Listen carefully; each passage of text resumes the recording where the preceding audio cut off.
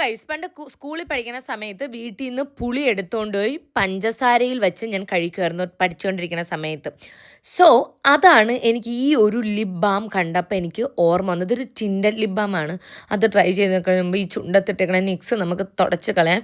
ഞാൻ ലോറിയലിൻ്റെ eye makeup and lip makeup റിമൂവറാണ് യൂസ് ചെയ്യണത്. കാരണം വാട്ടർ പ്രൂഫ് മസ്കാരയൊക്കെ ഇടുമ്പോഴത്തേക്ക് അതാണ് കുറച്ച് നമ്മുടെ കൺപീലിയൊന്നും കൊഴിഞ്ഞു പോകില്ല. ആകോളം നിങ്ങൾ കണ്ടല്ലോ കുറച്ച് വീലിയുള്ളത് അതുകൂടെ പോയാൽ കഷ്ടമായിരിക്കും. ഓക്കെ, പിന്നെ കണ്ണടയ്ക്കാൻ പറ്റില്ല. അപ്പോൾ അതെല്ലാം തുടച്ചതിന് ശേഷം ഈ ഒരു ലിപ് ബാമാണ് റിവോണ ഒറിജിനൽസിൻ്റെ ടിൻഡൽ ലിപ് ബാം. ഷെയ്ഡ് വന്നിട്ട് ഇമിലി.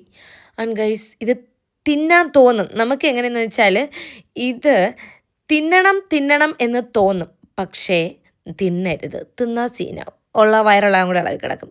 ആൻഡ് ഇത് ഇടുമ്പം തന്നെ നമുക്ക് ആ പുളിമുട്ടായിരിയൊക്കെ മണം വരും. നമ്മൾ എങ്ങനെയാണെന്ന് വെച്ചാൽ ഞാൻ എൻ്റെ 5ാം ക്ലാസ്സിലോട്ട് പോയേട്ടാ. എനിക്ക് ഭയങ്കര സന്തോഷം തോന്നി അത് ഇട്ട് കഴിഞ്ഞപ്പോൾ. ഇതാണ് ഇതിൻ്റെ കളറ് വന്നത്.